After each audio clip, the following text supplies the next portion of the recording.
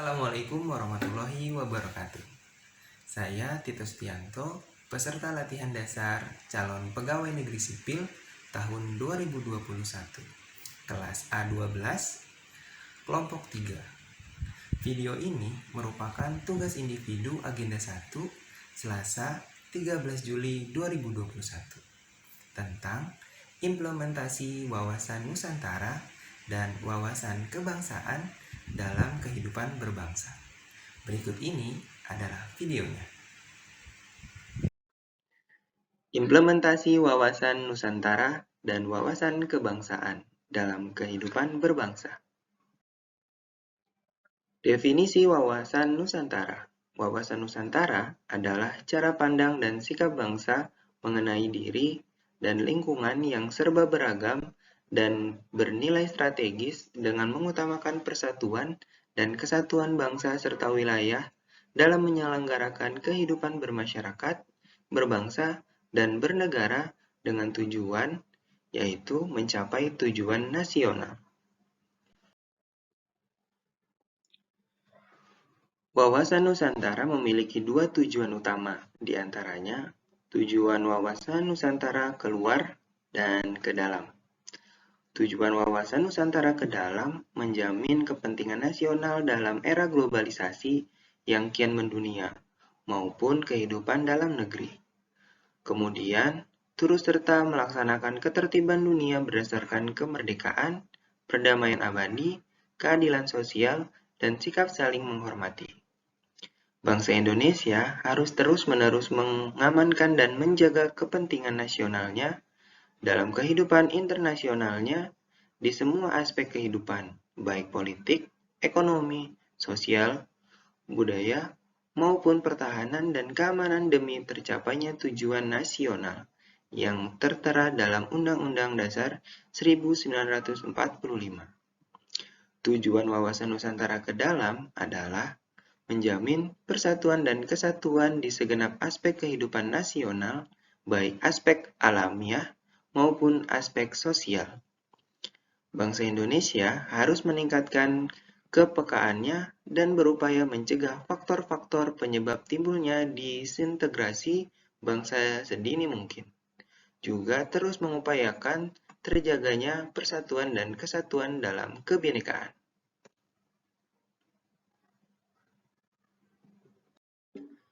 Asas wawasan Nusantara.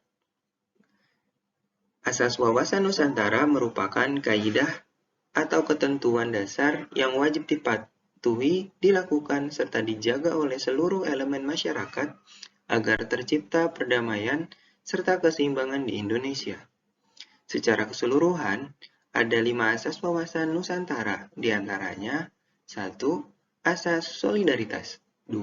Asas kejujuran, 3. Asas kesamaan tujuan, 4. Asas keadilan, dan 5. Asas kerjasama. Implementasi wawasan Nusantara. 1. Implementasi di bidang pertahanan dan keamanan. Implementasi wawasan Nusantara di bidang pertahanan dilakukan dengan membentuk sikap dan kedisiplinan diri dalam membela tanah air, serta melaporkan segala hal yang mengganggu keamanan pada aparat yang berwenang, meningkatkan rasa persatuan serta solidaritas baik dalam satu daerah yang sama atau daerah yang berbeda.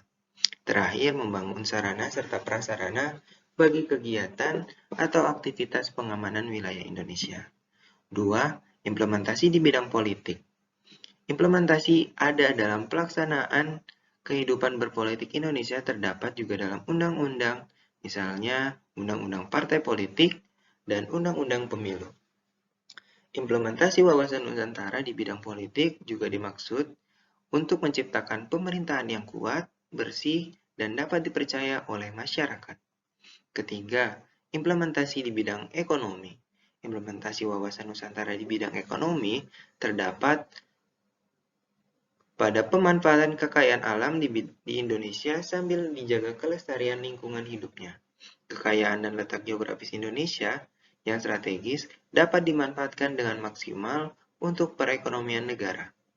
Keempat, implementasi di bidang sosial. Implementasi wawasan Nusantara di bidang sosial berada pada saling menghargai dan menghormati setiap perbedaan atau keragaman yang ada di tanah air, mulai dari perbedaan suku, ras, agama, hingga budaya. Upaya lainnya juga dapat pada pelestarian serta pengembangan budaya Indonesia dan menjadikan budaya sebagai tujuan wisata yang memberikan sumber penghasilan daerah atau nasional, menjaga keberagaman Indonesia baik dari segi budaya, bahasa, serta status sosial, dan juga pengembangan keserasian di dalam kehidupan bermasyarakat.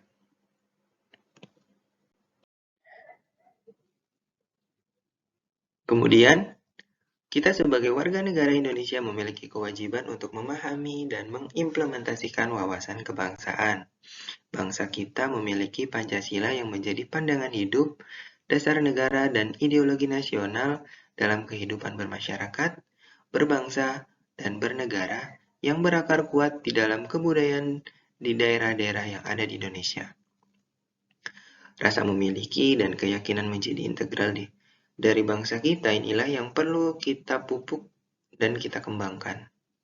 Di samping itu, Bhinneka Tunggal Ika yang ada pada intinya adalah adanya keharusan untuk menghargai perbedaan yang ada, baik suku, agama, ras, maupun antar golongan. Ada 3 konsep Kebhinneka Tunggal Ikaan yang harus dipahami, yaitu 1. Rasa kebangsaan. Bagaimana memahami tentang bangsa Indonesia bahwa bangsa Indonesia adalah bangsa yang besar dan sejajar dengan bangsa-bangsa lain di dunia. Kita harus percaya bahwa bangsa Indonesia mampu bersaing dengan bangsa-bangsa lain. Yang kedua, paham kebangsaan, yaitu dengan sikap rasa cinta tanah air, bangga akan kemajemukan bangsa, dan perbedaan yang ada membuat kita menjadi kaya. Yang ketiga, semangat kebangsaan diaplikasikan dalam semangat nasionalisme, kesetiakawanan, rasa senasib sepenanggungan, yang tujuannya agar menciptakan empati terhadap masyarakat satu sama lain. Dengan demikian, terjadi gotong royong saling merangkul dan membantu serta tenggang rasa dalam kehidupan. Dapat kita simpulkan bahwa rasa kebangsaan harus ditumbuhkan dari diri sendiri, keluarga, lingkungan, dan berlanjut pada seluruh komponen bangsa termasuk para generasi muda dan komponen bangsa lainnya dalam wadah negara kesatuan Republik Indonesia. Sehingga implementasi wawasan kebangsaan sangat penting bagi generasi muda kini dan nanti.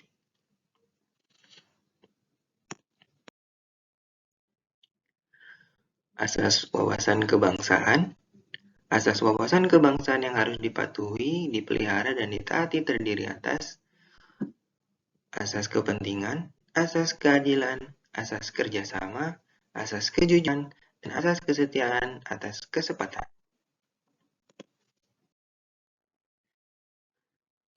Kemudian, kita sebagai warga negara Indonesia memiliki kewajiban untuk memahami dan mengimplementasikan wawasan kebangsaan.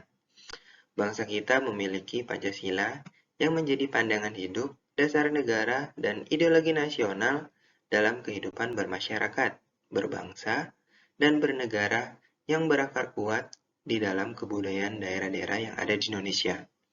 Di samping itu, Bhinneka Tunggal Ika yang pada intinya adalah adanya keharusan untuk menghargai perbedaan yang ada, baik suku, agama, ras, maupun antar golongan.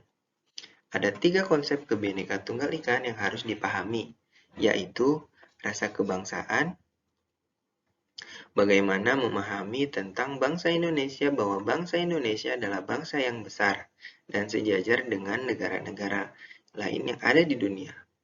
Kita harus percaya bahwa bangsa Indonesia mampu bersaing dengan bangsa-bangsa lain. Kemudian, paham kebangsaan, yaitu dengan sikap memahami rasa cinta tanah air, bangga akan kemajemukan bangsa, dan perbedaan yang ada membuat kita menjadi kaya. Yang terakhir, semangat kebangsaan diaplikasikan dengan semangat nasionalisme, kesetiakawanan, rasa senasib sepenanggungan, yang tujuannya agar menciptakan empati terhadap masyarakat, satu sama lain. Dengan demikian terjadi gotong royong saling merangkul dan membantu dan tenggang rasa dalam kehidupan sosial. Sehingga implementasi wawasan kebangsaan sangat penting bagi generasi muda kini dan nanti. Sekian yang bisa saya sampaikan.